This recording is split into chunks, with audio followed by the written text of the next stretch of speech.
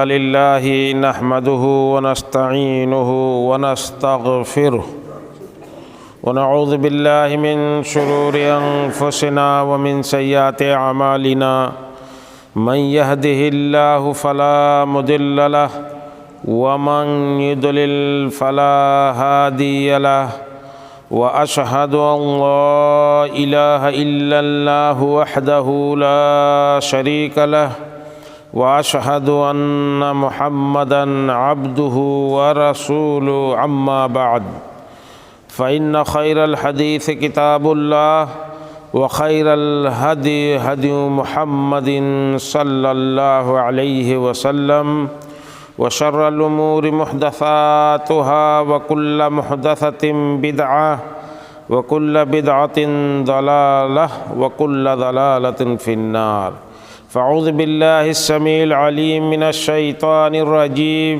بسم الله الرحمن الرحيم يا أيها الذين آمنوا اتقوا الله حق تقاته ولا تموتن إلا وأنتم مسلمون يا أيها الناس اتقوا ربكم الذي خلقكم من نفس واحدة وخلق منها زوجها وبث منهما رجالا كثيرا ونساء واتقوا الله الذي تساءلون به والأرحام إن الله كان عليكم رقيبا يا أيها الذين آمنوا اتقوا الله وقولوا قولا سديدا يصلح لكم أعمالكم ويغفر لكم ذنوبكم ومن يطع الله ورسوله فقد فاز فوزا عظيما وقال تعالى في موضع آخر أعوذ بالله من الشيطان الرجيم الذين آمنوا ولم يلبسوا إيمانهم بظلم أولئك لهم الأمن وهم مهتدون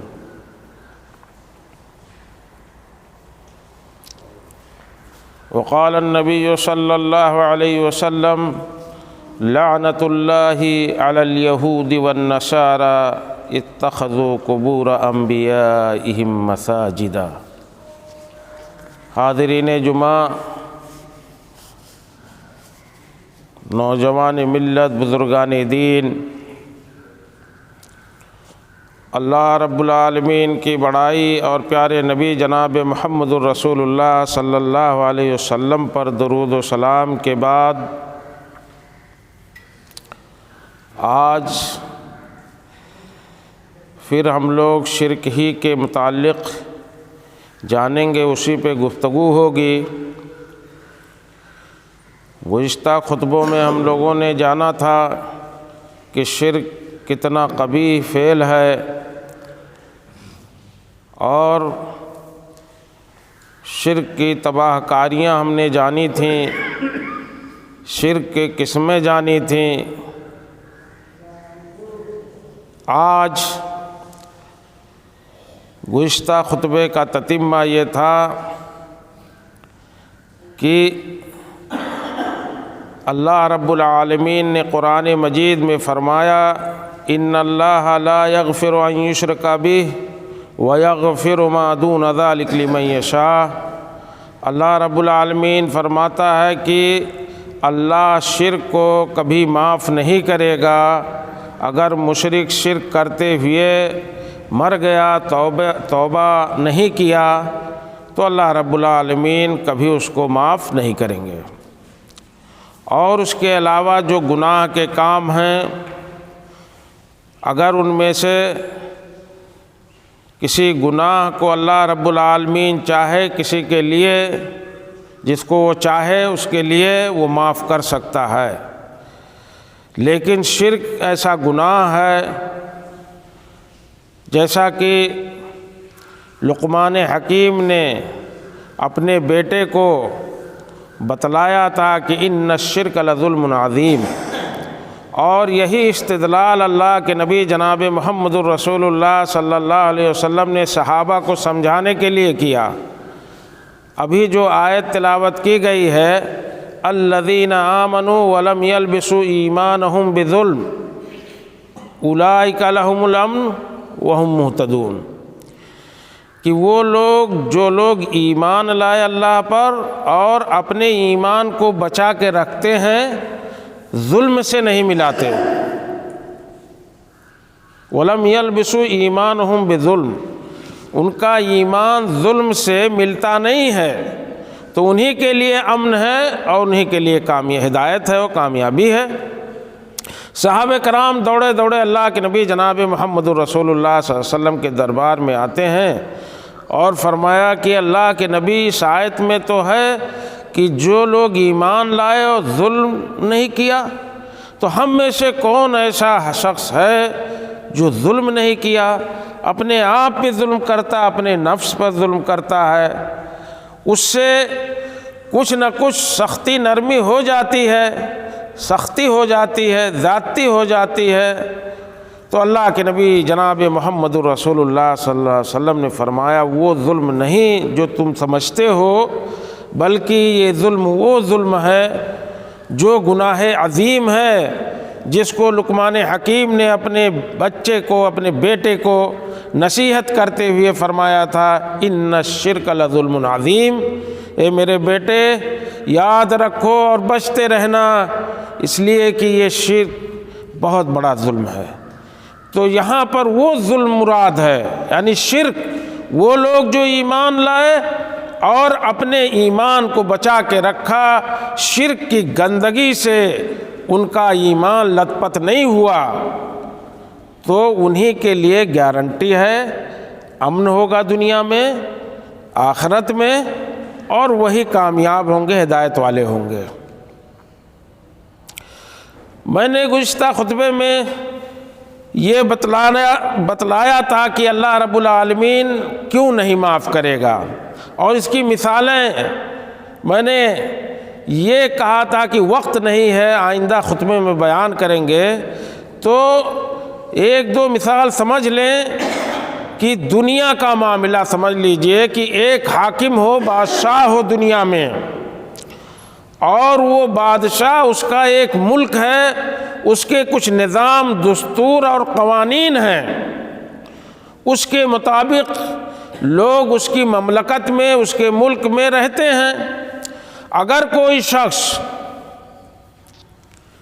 اس کے قوانین کی پامالی کر رہا ہے، اس کے قانون کو، اس کے نظام کو توڑ رہا ہے اس بادشاہ کے، تو وہ بادشاہ چاہے تو اسے معاف کر دے اور چاہے تو اسے سزا دے۔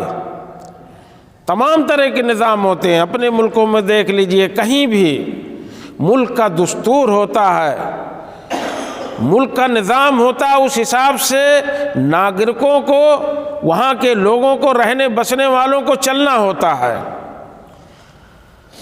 اگر یہاں کے قانون میں نرمی گرمی آ جائے، توڑ دے، جرمانہ ادا کر دے گا، جیل کاٹ لے گا، وغیرہ وغیرہ، جو جس طرح کا وہ جرم کرے گا، اور بادشاہ وقت اس کو معاف بھی کر دے گا۔ یہ دنیا کے بادشاہوں کا معاملہ ہے۔ لیکن اگر کوئی شخص اس کی بادشاہت میں رہ کر کے اس سے بغاوت کرے اور اسے بادشاہ ماننے سے انکار کر دے، اس کی جگہ پر دوسرے کو بادشاہ ماننا شروع کر دے، یہ کھلم کھلا اس کے خلاف بغاوت ہوگی۔ اب یہاں پر یہ بتائیے کہ وہ بادشاہ ایسے شخص کو معاف کرے گا؟ ہرگز نہیں معاف کرے گا، اس کو کڑی سے کڑی سزا دے گا، معاف نہیں کرے گا، کبھی بھی نہیں۔ اور دنیا کی تاریخ شاہد ہے، ملکوں کی تاریخیں اٹھا کر کے دیکھ لیجئے، ملک کے قانون کو توڑنے والے، کم زیادہ کرنے والے، نرمی گرمی برتنے والے معاف کیے جا سکتے ہیں، مگر ملکوں کے خلاف بغاوت کرنے والے کبھی معاف نہیں کیے گئے۔ تاریخ آج تک کی شاہد ہے، باغیوں کو، جو ملک کے خلاف، جو بادشاہ کے خلاف بغاوت کرتا ہے اسے سزا ہوتی ہی ہوتی ہے۔ تو اللہ رب العالمین جس نے آسمان و زمینوں کو پیدا کیا، نعمتوں سے اس کائنات کو بھر دیا، اور اس کو بھی پیدا کیا، اس مشرک کو بھی پیدا کیا جو اللہ کا ہمسر، اللہ کا ساجی ٹھہراتا ہے، تو اللہ رب العالمین اس کو کیسے معاف کرے گا؟ یہ بادشاہ جس کے خلاف انسان، اس کا کوئی ناگرک، اس کے ملک میں رہنے والا اگر بغاوت کرتا ہے تو اس کو معاف نہیں کرتا ہے، جبکہ یہ بادشاہ نہ اس کو پیدا کیا، نہ اس کو پالا پوسا بچپن سے، تو وہ پیدا کرنے والا کیسے معاف کرے گا؟ اسی لیے قرآن میں ہے کہ اللہ رب العالمین مشرک کو اگر توبہ کیے بغیر مر گیا تو اس کی مغفرت نہیں ہے، معاف نہیں کرے گا، کسی صورت معاف نہیں کرے گا۔ دوسری مثال سمجھ لیں، آپ اور ہم ایک باغیرت مرد ہونے کے ناطے، اور دنیا میں تمام لوگ جو غیرت رکھتے ہیں، ان کے یہاں اگر ان کی بیوی اگر اس کے گھر میں، کسی مرد کے گھر میں وہ کم صورت ہو تب بھی منظور ہے، بہت خوبصورت نہ ہو، پری نہ ہو تب بھی منظور کر لے گا مرد، بہت زیادہ گھر میں نقصان کر دے بعد دفعہ، وہ بھی معاف ہوگا۔ تمام طرح غلطیاں معاف ہو سکتی ہیں، اسے نظر انداز کر سکتا ہے شوہر، مگر وہی بیوی اگر اس مرد کے ساتھ خیانت کرنا شروع کر دے، کھائے اس شوہر کا، گھر میں اس کے رہے، سب کچھ اس کی کمائی استعمال کرے اور اس کے ساتھ خیانت کرے، وہ عمل جو شوہر کے ساتھ خاص ہے، میاں اور بیوی کے جو رشتے ہوتے ہیں، اس رشتے میں اگر کسی کو وہ بیوی شریک کر لے تو باغیرت مرد کبھی اس کو معاف نہیں کرے گا، باغیرت مرد کبھی معاف نہیں کرے گا۔ میں دیوسوں کی بات نہیں کرتا ہوں، نامردوں کی بات نہیں کرتا ہوں، لیکن باغیرت لوگوں کی بات کرتا ہوں کہ وہ کبھی ایسی بیوی کو معاف نہیں کریں گے، اس کی تمام غلطیاں دوسری سب معاف ہو سکتی ہیں، مگر یہ غلطی اس کا شوہر معاف نہیں کرے گا، جبکہ وہ شوہر اس کا پیدا کرنے والا نہیں ہے، اس کو بچپن سے پال پوس کر کے جوان نہیں کیا اس بیوی کو، تب بھی اتنا ادھیکار رکھتا ہے، اور اس کی غیرت اس قدر جوش مارے گی۔ اللہ کے نبی جناب محمد رسول اللہ صلی اللہ علیہ وسلم کے صحابی سعد نے فرمایا کہ اگر میں اپنی بیوی کے ساتھ کسی کو پا جاؤں تو واللہ میں اس کو تلوار سے مار دوں گا، تلوار کے بیٹ سے نہیں، اس کو اس کے حد سے یعنی اس کے دھار سے ماروں گا، اس کو کاٹ دوں گا اسی جگہ پر، یہ میری غیرت کہتی ہے۔ سعد رضی اللہ تعالیٰ عنہ نے فرمایا، یہ بات جب اللہ کے نبی جناب محمد رسول اللہ صلی اللہ علیہ وسلم کے پاس پہنچتی ہے تو اللہ کے نبی صلی اللہ علیہ وسلم نے فرمایا، اتعجبون من غیرت سعد، کیا تم لوگ سعد کی غیرت سے تعجب کرتے ہو، تعجب میں ہو؟ واللہ انا اغیر من سعد، میں سعد سے زیادہ غیرت مند ہوں، اور اللہ ہم سب سے غیرت مند ہے۔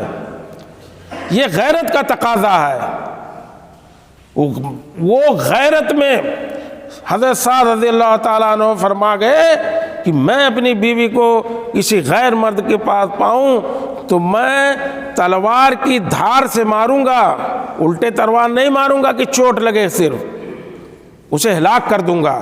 اللہ کے نبی صلی اللہ علیہ وسلم نے فرمایا کہ یہ غیرت کی بات ہے، سعد کی غیرت پہ تعجب نہ کرو، میں سعد سے بھی زیادہ غیرت مند ہوں، اور اللہ رب العالمین سب سے زیادہ غیرت مند ہے۔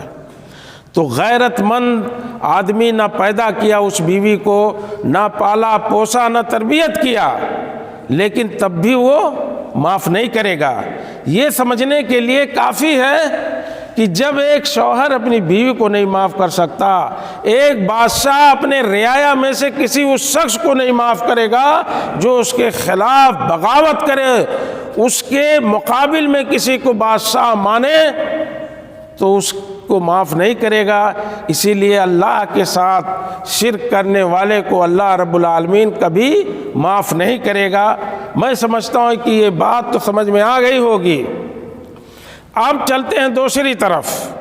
یہی آیت اللہ رب العالمین نے فرمایا کہ الذین آمنوا ولم یلبسوا ایمانہم بظلم، جو لوگ ایمان لائے اور اپنے ایمان کو ظلم سے ملاتے نہیں ہیں تو انہی کے لیے امن ہے اور انہی کے لیے ہدایت ہے۔ اسی طرح سے سورہ یوسف میں اللہ رب العالمین نے فرمایا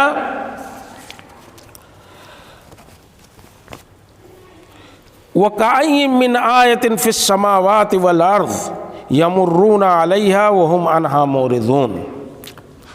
سورہ یوسف میں آیت نمبر 105 میں اللہ رب العالمین نے فرمایا کہ کتنی ایسی آیتیں ہیں زمین و آسمان کے اندر، لیکن انسان چلا جاتا ہے آنکھ بند کر کے، سوچتا نہیں ہے اور اس سے آنکھ بوند کر کے چلا جاتا ہے، جبکہ وہ آیتیں، وہ نشانیاں سب کی سب اس چیز پر دلالت کرتی ہیں کہ ذرا دیکھو، آنکھ کھول کر کے دیکھو، اس کا پیدا کرنے والا کاریگر کوئی ہے، اس کا مدبر کوئی ہے کائنات کا، اس کو چلانے والا کوئی ہے۔ وَفِي كُلِّ شَيْءٍ لَهُ آیَةٌ تَدُلُّ عَلَىٰ أَنَّهُ وَاحِدٌ۔ آنکھ کھول کے دیکھ سکو تو دیکھو، اگر سوچنے والا دل اور سمجھنے والا دماغ ہے تو سمجھو کہ ہر وہ چیز جو دنیا میں پائی جاتی ہے اس میں نشانیاں موجود ہیں کہ وہ اللہ رب العالمین ایک ہے، اس کے ساتھ کوئی ساجھی نہیں، اس کا ہمسر کوئی نہیں۔ اس کے بعد بھی اللہ رب العالمین فرماتا ہے کہ ایسے لوگ ہیں کہ وہ آنکھ بند کر کے چلے جاتے ہیں، آسمانوں زمینوں میں گزرتے ہیں، دیکھتے ہیں اس کی نشانیاں، لیکن غور فکر نہیں کرتے، ذرہ برابر غور فکر نہیں کرتے۔ آج ہم ایمان والے کہے جاتے ہیں، مسلمان ہیں، مسلمان اپنے آپ کو جانتے اور سمجھتے ہیں، لیکن ہمارے ایمان میں یہ دیکھنا ہے کہ کہیں ظلم کی ملاوٹ، شرک کی ملاوٹ تو نہیں ہے۔ جیسا اللہ رب العالمین نے فرمایا کہ انہی لوگوں کے لیے امن ہے دنیا اور آخرت میں، اور ہدایت بھی انہی کے لیے ہے جو اپنے ایمان کو بچا کر کے محفوظ رکھتے ہیں اور وہ شرک کی گندگی سے اپنے ایمان کو آلودہ نہیں کرتے ہیں۔ اپنے آس پاس دیکھ لیں، اپنے محلوں میں دیکھ لیں، اپنے معاشرے میں دیکھ لیں، اپنے سماج میں دیکھ لیں، اپنے خاندانوں میں دیکھ لیں، اپنے گھروں میں دیکھ لیں، اپنی تجارت کی جگہوں پر دیکھ لیں، اپنی دکانوں میں دیکھ لیں، ہر جگہ آج شرک کی نمائش ہوتی ہے۔ اسی واسطے اللہ کے نبی جناب محمد الرسول اللہ صلی اللہ علیہ وسلم نے فرمایا کہ شرک اتنی خطیر چیز ہے، اتنی پوشیدہ چیز ہے، اور فرمایا کہ الشرک فی هذه الامہ اخفی من دبیبۃ النملۃ السوداء علی صفات سوداء فی ظلمۃ اللیل۔ رات کی تاریکی میں، تاریک رات ہو، اندھیری رات، اور کالا پتھر ہو، چٹان ہو، اس پہ چھوٹی سی کالی چونٹی اگر رینگ رہی ہے، اس پہ بیٹھی ہے اس چٹان پر، اور کالی رات ہے اور کالی چونٹی بھی ہے، چونٹی چھوٹی سی ہوتی ہے، جیسے اس کا پتہ نہیں چلتا، کوئی دیکھ نہیں سکتا، اسی طرح سے شرک ہے۔ ٹھیک اسی طرح سے اللہ کے نبی صلی اللہ علیہ وسلم نے مثال دیا کہ اتنی ہی پوشیدہ شرک ہے اس امت میں، اور آج وہ چیزیں دیکھی جا رہی ہیں، آج وہ چیزیں پائی جا رہی ہیں ہمارے گھروں میں، ہماری دکانوں میں، ہماری تجارتوں میں، ہمارے جسم میں، ہمارے جسم کے حصے پر وہ چیزیں دیکھی جا سکتی ہیں، مگر دیکھنے والی آنکھ چاہیے۔ آج امت لت پت ہے شرک میں، اور یہی وہ شرک ہے جس کو اللہ معاف نہیں کرے گا۔ یہی وہ شرک ہے اگر ایمان اس سے خلط ملط ہو گیا تو ہدایت نہیں ملے گی آپ کو۔ آپ اور ہماری مثال تو ان مشرکین مکہ کی سی ہے جو سب کچھ مانتے تھے کہ اللہ ہے، پیدا کرنے والا ہے، جلانے والا ہے، آفتوں کو ٹالنے والا ہے، مارنے والا ہے، وہی پیدا کیا۔ آسمان و زمینوں کا مالک کیا؟ کسی کوئی ابو جہل سے پوچھتا تو وہ جواب دیتا کہ ہاں قرآن میں ہے، مثال دیا اللہ رب العالمین نے کہ ان سے پوچھو کہ آسمان و زمین کا پیدا کرنے والا کون ہے، تو وہ دھڑلے سے جواب دیتے تھے مشرکین مکہ بھی، تو اللہ نے پیدا کیا ہے، وہی پیدا کرنے والا ہے، تمہیں کس نے پیدا کیا؟ اللہ نے پیدا کیا۔ وہ بھی یہ باتیں کہتے تھے، اس خوش فہمی میں نہ پڑے رہیں کہ ہم مسلمان ہیں۔ توحید ربوبیت کا اقرار مشرکین مکہ بھی کرتے تھے۔ خلل کہاں واقع ہوتی تھی؟ توحید الوہیت میں، عبادت میں۔ جب عبادت کا مسئلہ آتا تھا وہیں بھٹک جاتے تھے وہ لوگ۔ وہ کہتے تھے کہ ہم اپنے بتوں کو نہیں چھوڑیں گے، یہ بھی ویسے ہی ہماری مدد کریں گے جیسے اللہ کرتا ہے۔ مانگ لیتے تھے ان بتوں سے، ان پہ چڑھاوا چڑھا دیتے تھے، ان سے دعائیں کرتے تھے۔ تو عبادت میں جا کے، توحید عبادت میں، توحید الوہیت میں، توحید العبادہ میں جا کر کے مسٹک ان سے ہوئی، خرابی ہوئی۔ تو وہی مسٹک ہم سے تو نہیں ہو رہی ہے، یقیناً ہو رہی ہے، اور بہت باریک ہے، جیسا کہ اللہ کے نبی صلی اللہ علیہ وسلم نے مثال دے کے بیان کیا۔ چھوٹی چھوٹی کالے پتھر پہ کالی اندھیری رات میں جیسے وہ نہیں دکھتی، ویسے شرک نہیں دکھتا اس امت میں، لیکن ہے، بہت عام ہے۔ اب ہم لوگ اپنے آپ کو، اپنے خاندان کو، اپنے گھر والوں کو، اپنے اہل و عیال کو ان چیزوں سے بچائیں۔ بہت خطیر چیز ہے، آخرت برباد ہو جائے گی، اور یہ دنیا کی ساری خرابیاں اور ذلت و رسوائیاں اسی شرک کے درخت سے، اسی پیڑ سے نکلتی ہیں، اسی کی ٹہنیاں، اسی کے برگ و بار ہیں، اسی کے پتے ہیں، اسی کی شاخیں ہیں۔ جتنی ذلت و نکمت ہے، جتنی برائیاں ہیں، جتنی خرابیاں ہیں، یہیں سے پیدا ہوتی ہیں۔ اسی واسطے اللہ کے نبی جناب محمد الرسول اللہ صلی اللہ علیہ وسلم نے بڑی باریکی سے امت کو ان وسائل سے روکا کہ جب اتنی خطیر چیز ہے، اتنی چھوٹی سی چیز ہے جو دکھتی نہیں، اور وہ ہے شرک، تو اللہ کے نبی صلی اللہ علیہ وسلم نے ان وسائل سے منع کیا، ان وسائل سے روکا امت کو کہ کہیں میری امت بھٹک نہ جائے، لہذا اس سے دوری بنائے رہے۔ ان وسائل سے اللہ کے نبی جناب محمد الرسول اللہ صلی اللہ علیہ وسلم نے روکا جس میں اس امت کو ملوث کرنا چاہا دشمنان اسلام نے۔ میں نے وہ سارے شرک کہاں سے آیا، شرک کی تاریخ بیان کیا ہے کہ 10 صدیوں تک، 1000 برس تک کوئی شرک میں نہیں تھا، آدم علیہ السلام کے بعد نوح علیہ السلام تک۔ لیکن جب شرک میں مبتلا ہوئے، کان الناس امۃ واحدۃ فبعث اللہ النبیین مبشرین ومنذرین، کان الناس امۃ واحدۃ، لوگ ایک امت تھے آدم علیہ السلام کے بعد 1000 برسوں تک۔ فاختلفوا، تو اختلاف کیا، یعنی ان کے اندر شرک کی پیداوار شروع ہو گئی، تو اللہ رب العالمین نے نبیوں کا سلسلہ شروع کیا، نوح علیہ السلام کو بھیجا۔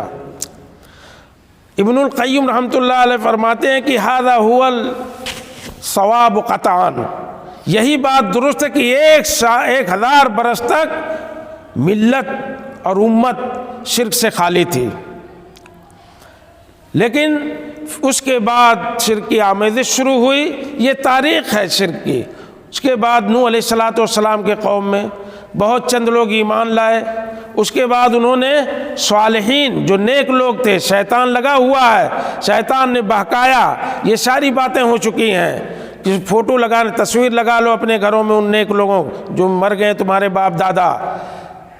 وہ نسل جانتی تھی کہ ان تصویروں کا کیا مطلب، شیطان نے کہا کہ نہیں بھائی وہ اللہ والے تھے، ان کو دیکھ کے اللہ کو یاد کرو گے، ان کو دیکھ کے زیادہ سے زیادہ اللہ کی عبادت کرو گے، اس لیے لگا لو۔ لگا لیے وہ لوگ۔ وہ نسل جب فوت ہو گئی جنہوں نے لگایا تھا، دوسری جب نسل آئی اس کو نہیں پتا تھا کہ یہ مجلسوں میں، ہمارے کمروں میں، گھروں میں یہ فوٹو اور تصویریں کیوں لگی ہوئی ہیں۔ شیطان نے کہا کہ تمہارے باپ دادا انہیں کی عبادت کرتے تھے، انہی سے مانگا کرتے تھے، اپنی مشکل انہی سے دور کرایا کرتے تھے، خیر کی چیزیں انہی سے مانگا کرتے تھے، تو بعد والی نسل انہی سے مانگنا شروع کر دی۔ یہ تاریخ ہے شرک کی۔ اس کے بعد نبیوں کا سلسلہ چلتا رہا۔ اللہ کے نبی جناب محمد رسول اللہ صلی اللہ علیہ وسلم آئے، آپ نے بڑی محنت کر کے 13 برسوں تک مکے میں توحید کی فاؤنڈیشن کو مضبوط کرتے رہے، شرک سے لوگوں کو آگاہ کرتے رہے۔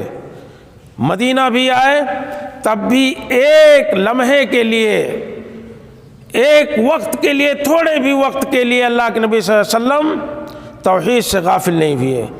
جہاں احکامات، فروعات دین کے سمجھاتے رہے امت کو، وہیں شرک سے منع کرتے رہے اور توحید کو مضبوط کرتے رہے۔ اور اس کے بعد میں نے جیسے کہ بتلایا کہ اللہ کے نبی جناب محمد رسول اللہ صلی اللہ علیہ وسلم کے جاکنی کا عالم ہے۔ اما عائشہ رضی اللہ تعالیٰ عنہا فرماتی ہیں کہ چادر کبھی چہرے پہ ڈالتے ہیں، کبھی چہرے سے ہٹاتے ہیں، ایک دم سے جاکنی کا عالم ہے، موت آنے والی ہے۔ اس وقت بھی ایک پیغام امت کو دے کر کے گئے اللہ کے نبی صلی اللہ علیہ وسلم، لعنت اللہ علی الیہود والنصارى اتخذوا قبور انبیاءہم مساجدا، اللہ کی لعنت ہو یہودیوں پر، نصرانیوں پر، کہ انہوں نے اپنے انبیاء کی قبروں کو مسجد بنا لیا، وہاں عبادت کرنے لگے۔ اللہ کے نبی صلی اللہ علیہ وسلم مرتے مرتے اس توحید کی فاؤنڈیشن کو، اس کی بنیاد کو مضبوط کرتے گئے اور شرک سے آگاہ کرتے رہے۔ اس لیے کہ جب سے توحید کا غلغلہ ہوا اور ملکوں کے ملک، قوموں کے قوم، قبیلوں کے قبیلے اسلام کے تابع ہونے لگے، جزیہ دینے لگے، یا تو اسلام نہیں لا رہے ہیں تو جزیہ دیتے تھے، ٹیکس دیتے تھے۔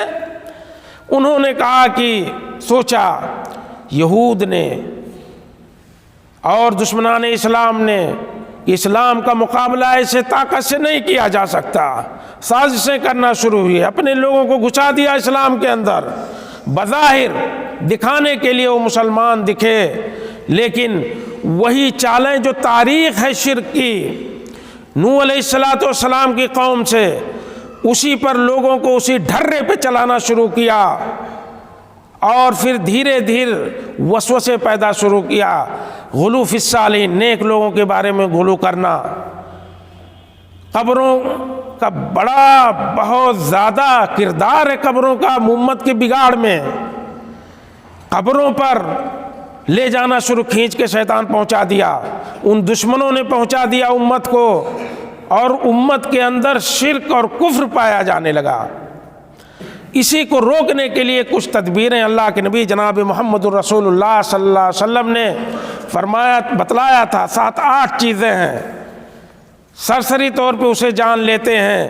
اللہ کے نبی جناب محمد الرسول اللہ صلی اللہ علیہ وسلم نے آگاہ کیا تھا امت کو کہ دیکھیے کچھ چیزیں ہیں جو وسائل ہیں شرک تک پہنچانے والی، شرک تک پہنچا دیتی ہیں چیزیں، اس لیے آگاہ رہنا۔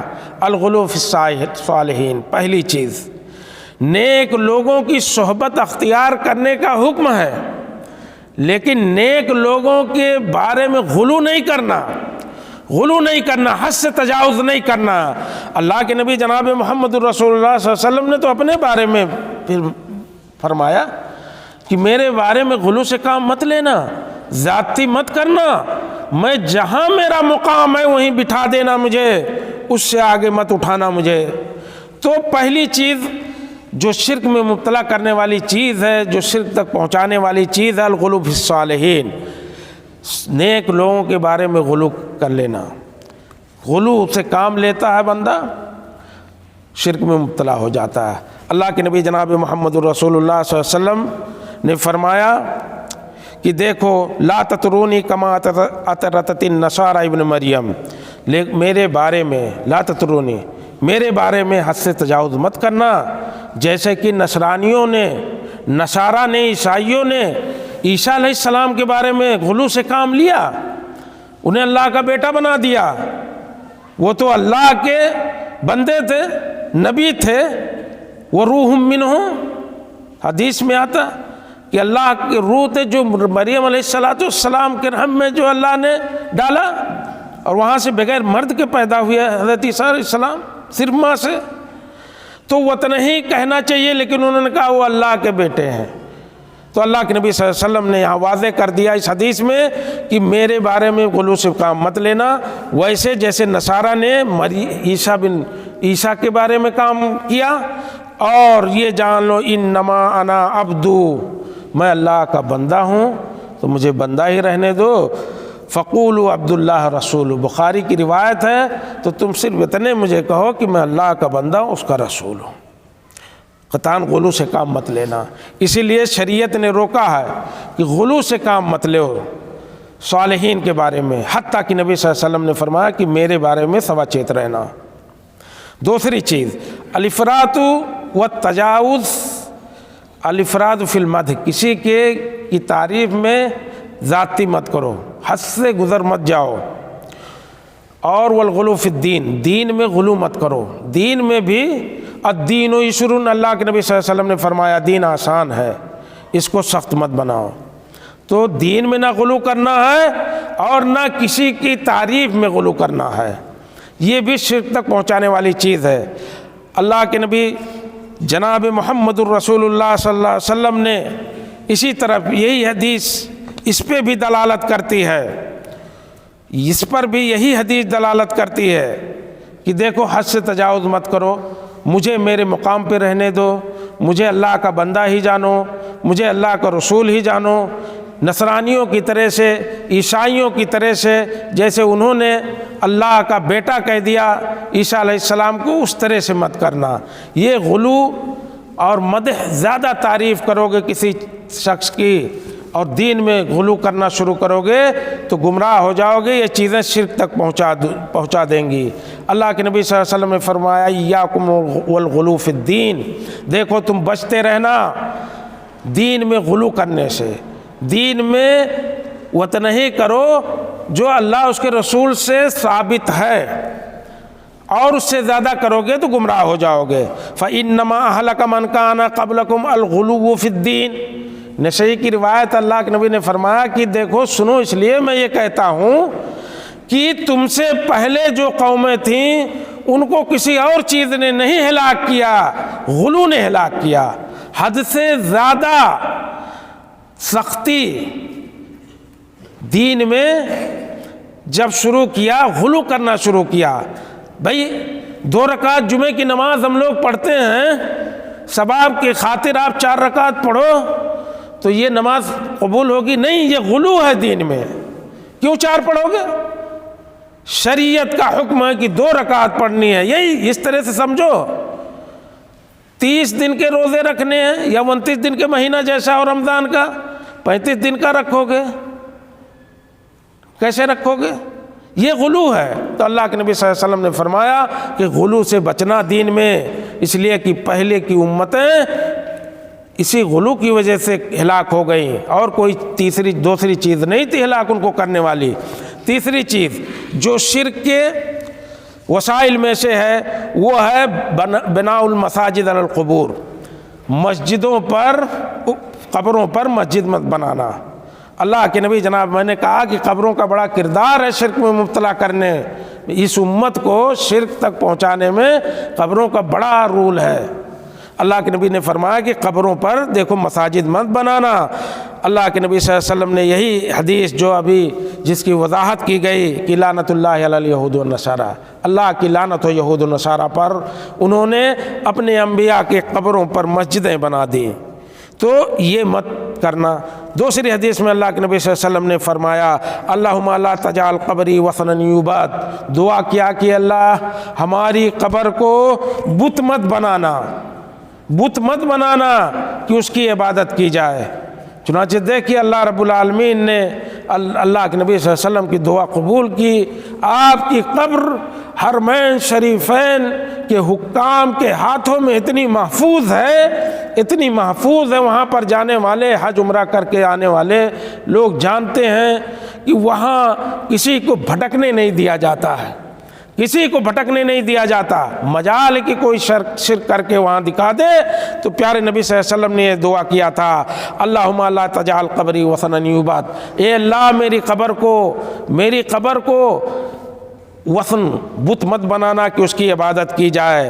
اشتد غضب اللہ علی قوم اتخذوا قبور انبیائہم مساجدا، اللہ کا غضب بہت سخت ہوا ان قوموں پر جنہوں نے اپنے انبیاء کی قبروں کو مسجد بنا لیا تھا۔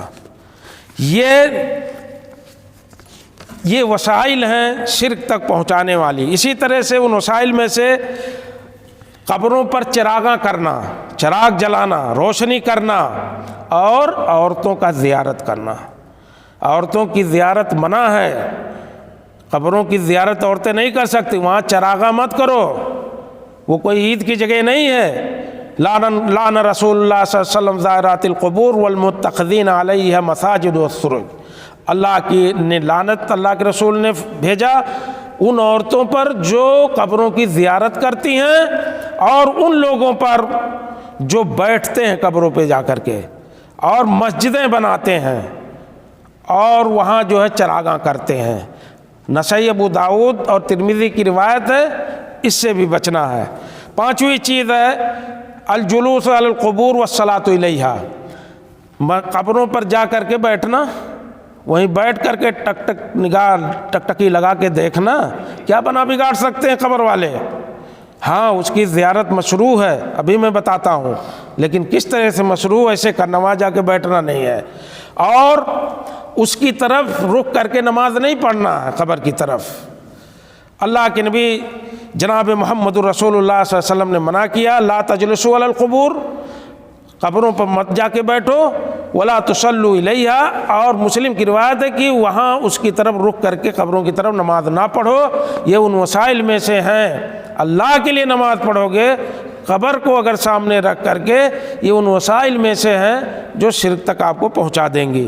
چھٹی چیز ہے اتخاذ القبور عیداً، عید منانا قبر کو، قبروں پر جا کر کے جھمگٹا لگانا ہمارے ملکوں پہ عام ہے، لوگ جاتے ہیں گھومتے ہیں اور ایسے لگتا ہے کہ وہاں کوئی عید ہے، تو اللہ کے نبی صلی اللہ علیہ وسلم نے وسائل میں سے اس کو بتایا ہے وحجر الصلاۃ فی البیوت، اور فرمایا کہ منع کیا ہے کہ گھروں میں نماز مت چھوڑو، نماز پڑھا کرو، سنتیں نفل کی نمازیں گھروں میں پڑھو بھائی، قبر میں نماز پڑھنے سے منع ہے۔ تو کیا آپ اپنے گھر کو بھی ویسے سمجھتے ہو؟ نہیں، گھروں میں نمازیں پڑھا کرو۔ اللہ کے نبی صلی اللہ علیہ وسلم نے فرمایا لا تجلوا بیوتکم قبورا، قبر کی طرح اپنے گھروں کو نہ بناؤ۔ ایک دوسرا مسئلہ ہے کہ اپنے گھروں میں نمازیں پڑھا کرو، نفل بہتر ہے، مسجد میں پڑھنے سے بہتر کہاں ہے؟ اپنے گھر میں پڑھنا۔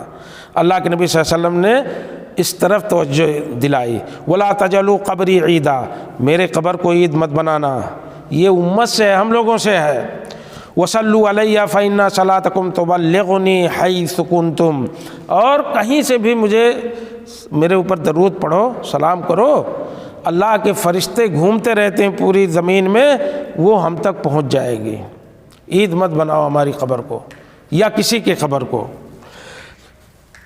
اور ساتویں چیز ہے سد الرحال الی غیر المساجد الثلاثہ، 3 مسجدوں، اب دیکھیے اسلام کا احتیاط دیکھیے، قبروں کو چھوڑیے، مسجدوں کی طرف بھی آپ عبادت کی غرض سے توشہ لے کر کے سفر نہیں کر سکتے۔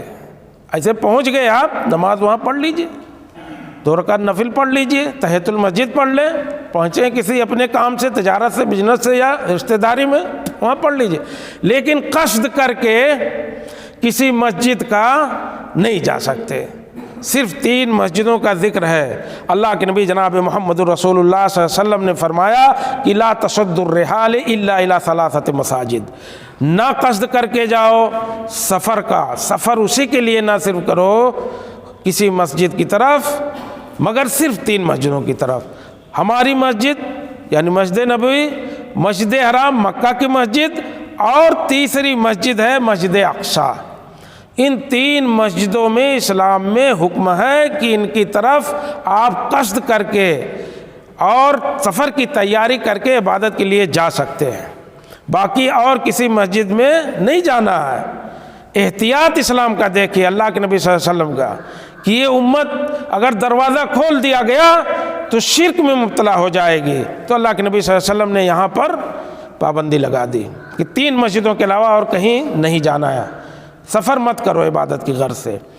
8ویں چیز زیارہ بدعیہ، قبروں کی جو زیارت ہے، اب ہمارے زیارت پر جو بدعت والی زیارت ہے وہ نہیں کرنا ہے۔ ہاں شرعی زیارت مشروع ہے۔ اللہ کے نبی جناب محمد رسول اللہ صلی اللہ علیہ وسلم اسلام کے شروع میں نے بتلایا کہ جب آدمی کسی چیز پہ رہتا ہے برسوں تو وہ خیال آتے رہتے ہیں دل میں، اس واسطے اللہ کے نبی صلی اللہ علیہ وسلم نے منع کیا تھا کہ قبروں کی زیارت مت کرو، کیونکہ قبر ہی کا میں نے پہلے شروع میں بتلایا بڑا کردار ہے شرک تک پہنچانے میں، تو اللہ کے نبی صلی اللہ علیہ وسلم نے شروع اسلام میں منع کیا تھا۔ لیکن اس کے بعد اللہ کے نبی صلی اللہ علیہ وسلم نے فرمایا کنت نہیتکم عن زیارت القبور فزوروها فانها تذکرکم الآخرہ، کہا کہ دیکھو میں نے قبر کی زیارت سے تمہیں منع کیا تھا، اب تمہیں اجازت ہے قبروں کی زیارت کرو، اس لیے کہ قبریں آخرت کو یاد دلاتی ہیں۔ جب قبر کی زیارت کرو گے تو آخرت یاد آئے گی کہ ہمیں بھی مرنا ہے۔ وہ 3 مقصد کے لیے قبروں کی زیارت مشروع ہے۔ آپ جائیں گے، میت پہ سلام کریں گے، جو میت ہیں وہاں پر، جو مردے ہیں مسلمان، السلام علیکم یا اہل القبور من المؤمنین والمسلمین انا انشاءاللہ بکم لاحقون نسأل اللہ لی ولکم العافیہ، یہ دعا پڑھتے ہیں تو سلام کرو جا کر کے، اس کے بعد دعا کرو ان کے لیے، الٹا مت کرنا، دعا ان کے لیے جا کے کرنا ہے قبرستان میں۔ جب شرعی زیارت آپ کریں گے پہلے سلام کریں، ان کے لیے دعا کریں گے، ان سے نہیں مانگنا ہے، وہ شرک ہو جائے گا۔ اسی طرح سے آخرت کو یاد کرنے کا مقصد ہو۔ انہی 3 چیزوں کی وجہ سے، 3 چیزیں ہیں ان کی وجہ سے زیارت مشروع ہے قبر کی، لیکن شروع میں اللہ کے نبی صلی اللہ علیہ وسلم نے منع کیا تھا کہ اللہ کے نبی صلی اللہ علیہ وسلم کے سامنے معاملے ہوتے تھے۔ حنین کی طرف اللہ کے نبی صلی اللہ علیہ وسلم فوج لے کے جا رہے ہیں صحابہ کرام کو، ابھی جو ایمان لائے تھے جلدی 2-4-5 دن ایمان لے کے ہوا تھا، وہ بھی اسلامی فوج میں شامل ہیں۔ راستے میں ایک درخت ہے جس پہ مشرکین مکہ اپنے سامان، اپنے ہتھیاروں کو لٹکایا کرتے تھے، اس کا نام تھا ذات انوات۔ اللہ کے نبی صلی اللہ علیہ وسلم نے صحابہ آگے بڑھ کے کہتے کہ اللہ کے نبی وہ کافروں کا درخت ہے، پیڑ ہے، اس پہ وہ اپنے ہتھیار کو ٹانگتے ہیں اور اپنے جو ہے سامانوں کو لٹکاتے ہیں۔ اجعل لنا ذات انوات کما لہم ذات انوات، اللہ کے نبی صلی اللہ علیہ وسلم ہم لوگوں کے لیے بھی ایسے متعین کر دیجئے کوئی درخت جس پہ ہم لوگ بھی لٹکایا کریں اپنے ہتھیاروں کو، اپنے ساز و سامان کو، جیسے کہ مشرکین کے لیے ہے۔ مشرکین مکہ اور اس جزیرے کے لوگ، یہ طائف کے قریب کے لوگ سب وہاں پر اپنا اس طرح سے کرتے تھے، لالچ آئی دل میں، برسوں سے اسی پہ تھے، اسی معاشرے، اسی سماج، انہی کاموں میں، اسی لیے اللہ کے نبی نے منع کیا تھا شروع میں قبر کی زیارت۔ تو اللہ کے نبی صلی اللہ علیہ وسلم نے کہا سبحان اللہ، تم لوگوں نے تو ویسے کیا جیسے موسیٰ علیہ السلام کی قوم نے موسیٰ علیہ السلام سے کہا تھا اجعل لنا الہا کما لہم آلہہ، اے موسیٰ علیہ السلام جیسے ان کے لیے، مشرکوں کے لیے اس قوم کے یہ آلہہ تھے طرح طرح کے اور ان کے بت تھے، اسی طرح سے ہمارے لیے بھی بنا دے، اچھا لگے گا عبادت کرنے میں۔ تو کہا وہی اس طرح کا مائنڈ رکھتے ہو، اس سے دور ہو جاؤ، بچو۔ لیکن اور زیارت جو ہے بدعیہ اور شرکیہ ہے، قبر پہ جو جاتے ہیں، یہی بیکار چیز ہے، یہی بیکار چیز ہے۔ یہ جو جا کر کے میت کے پاس جاتے ہیں اور اس سے سوال کرتے ہیں، اس سے مانگتے ہیں نفع نقصان، یہ تو شرک اکبر ہے۔ اسی طرح سے ہے جیسے اصنام اور بتوں کی لوگ پوجا کرتے ہیں، اسی کیٹیگری میں لوگ آتے ہیں۔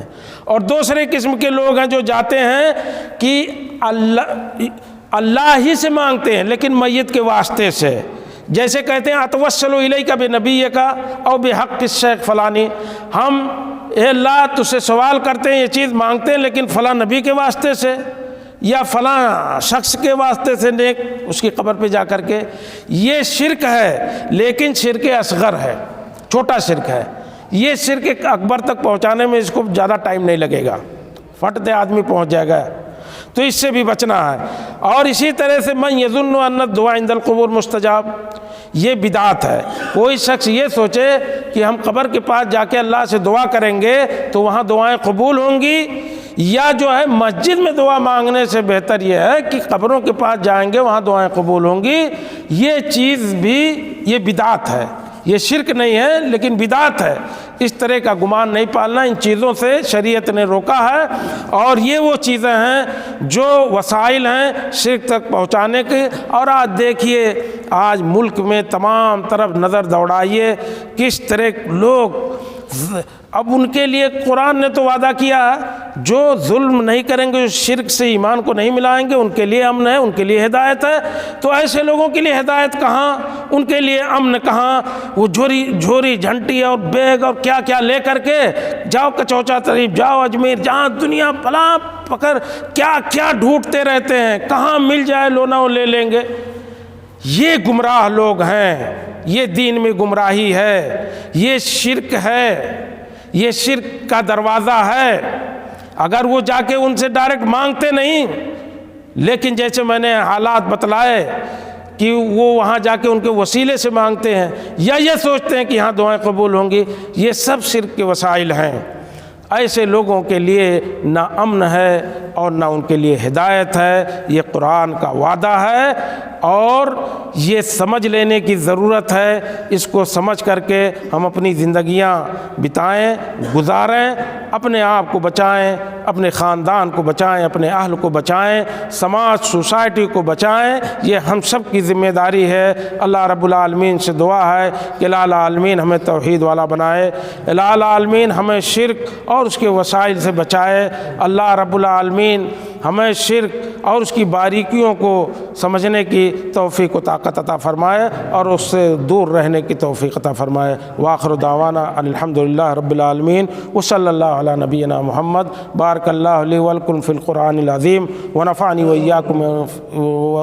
وإیاکم بالآیات والذکر الحکیم، انہ تعالی جواد کریم ملک بر رؤوف الرحیم۔